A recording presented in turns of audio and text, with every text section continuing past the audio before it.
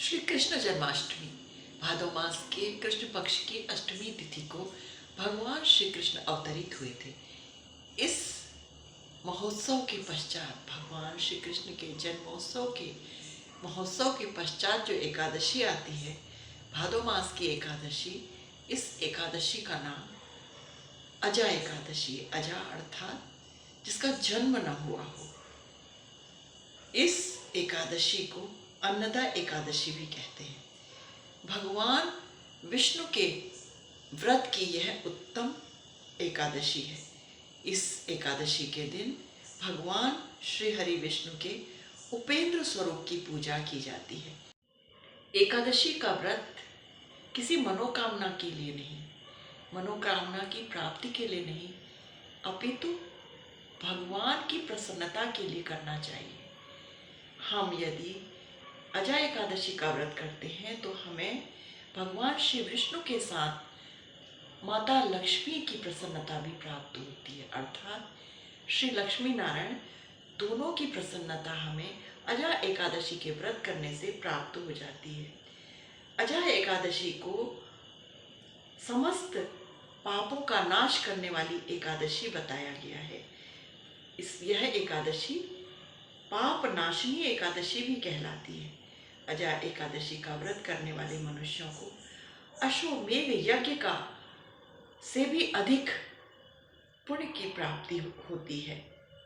अजा एकादशी को भगवान श्री कृष्ण की अत्यंत प्रसन्नता प्राप्त होती है। इस एकादशी को हरिवासर भी कहते हैं। एकादशी का व्रत एकमात्र एक ऐसा व्रत है जो कि मनुष्यों की भौतिक इच्छाओं की तो कामनाओं की तो पूर्ति करता है, किंतु मृत्यु के उपरांत मोक्ष की प्राप्ति कराता है। अंत में उन मनुष्यों को मोक्ष की प्राप्ति हो जाती है। एकादशी का व्रत करने से जीवन की अनेक समस्याएं दूर हो जाती हैं। जो भी मनुष्य एकादशी का व्रत करते हैं वह इस लोक के सुख भोग कर अंत में विष्णु लोक को प्राप्त हो जाते हैं। अजा एकादशी का फल अश्वमेध यज्ञ, कठिन से कठिन तपस्या, तीर्थों में स्नान, दान इत्यादि करने वाले फलों से भी अनेकानेक गुना फल प्रदान करने वाला है।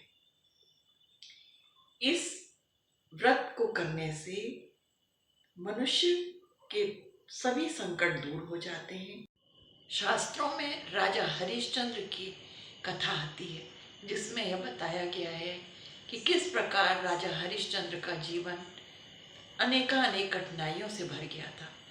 पत्नी, पुत्र सभी कुछ उनका छिन गया था और उनका राज्य भी उनसे छीन लिया गया, किंतु अजा एकादशी के व्रत करने से पत्नी की पुनः प्राप्ति हुई, पुत्र का जीवन उन्हें दोबारा प्राप्त हुआ और राज्य भी उन्हें वापस मिल गया, जो कि उन्होंने निष्कंटक राज्य हजारों वर्ष तक किया।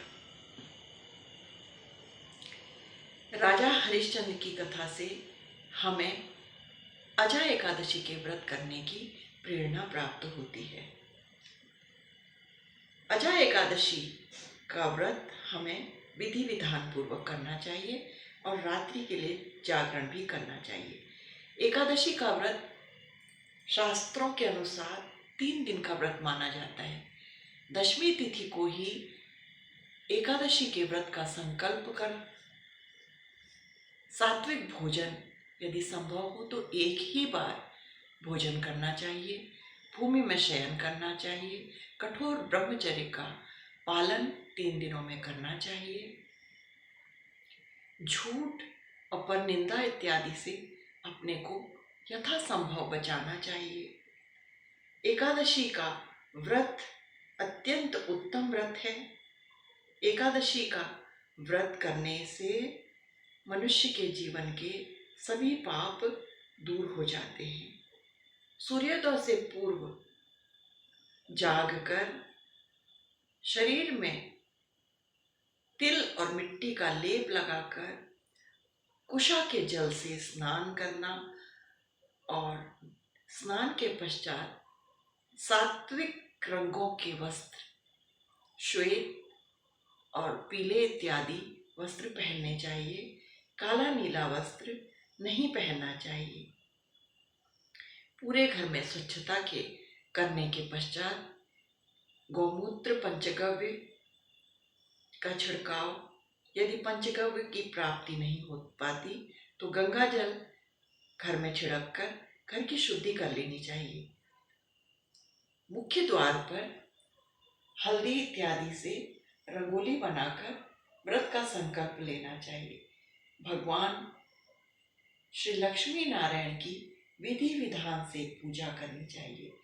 पंचामृत इत्यादि से स्नान कराकर षोडशोपचार से भगवान श्री लक्ष्मी नारायण का पूजन कर उन्हें धूप दीप नैवेद्य इत्यादि अर्पित करनी चाहिए। द्वादशी के दिन एकादशी के व्रत का पारण किया जाता है। दशमी विद्या एकादशी का व्रत कभी भी नहीं करना चाहिए। यदि द्वादशी मिश्रित एकादशी का व्रत हम करते हैं तो शास्त्रों में इसे उत्तम बताया गया है। यदि द्वादशी के दिन शून्य घड़ी की एकादशी रह जाए अर्थात एकादशी न हो तो भी द्वादशी के दिन का ही व्रत उत्तम बताया गया है। शास्त्रों में विधि विधान से लक्ष्मी नारायण का पूजन कर उनसे अपने पूजन में यदि हुई किसी भी त्रुटि के लिए क्षमा याचना कर विष्णु सहस्त्र नाम का पाठ, नारायण कवच का पाठ इत्यादि भगवान श्री लक्ष्मी नारायण की प्रसन्नता के लिए उन्हें श्रवण कराना चाहिए। इस प्रकार हमें विधि विधान पूर्वक एकादशी के व्रत का पालन कर रात्रि जागरण करना चाहिए। एकादशी का व्रत अत्यंत उत्तम व्रत माना गया है। यथासंभव प्रयत्न करके हमें एकादशी के व्रत का पालन अवश्य करना चाहिए। झूठ और निंदा कपट इत्यादि से बचने के लिए एकादशी के दिन हमें संकल्प लेना चाहिए कि हम जीवन में कभी झूठ नहीं बोलेंगे, पर निंदा नहीं करेंगे। इस प्रकार हमें अपने जीवन को उत्तम बनाने के लिए एकादशी के व्रत का अवश्य पालन करना चाहिए। एकादशी के व्रत के दिन निराहार रहना यदि संभव न हो तो फलाहार, दूध इत्यादि का सेवन कर हमें व्रत का पालन करना चाहिए। जो लोग एकादशी का व्रत नहीं कर पाते हैं उन्हें एकादशी के दिन चावल तो नहीं खाना चाहिए और चावल का त्याग करना सर्वथा बताया गया है। एकादशी के दिन एक ही समय भोजन करके भी एकादशी का व्रत किया जा सकता है। एकादशी के दिन भगवान श्री विष्णु के सहस्त्र नामों का पाठ करना चाहिए। ऋषिकेशाय नमः, माधवाय नमः, गोविंदाय नमः, नारायणाय नमः, लक्ष्मी नारायणाय नमः, गोविंदाय नमः, ऋषिकेशाय नमः इत्यादि नामों से भगवान का सुमिरन प्रतिपल करना चाहिए। ओम नमो भगवते वासु